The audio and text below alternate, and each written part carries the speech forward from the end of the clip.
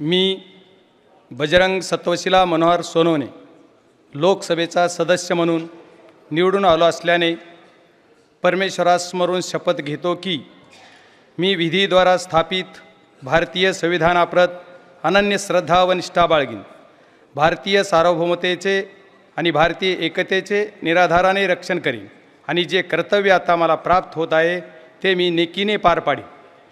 जय Shivray, जय किसान, जय Maharashtra.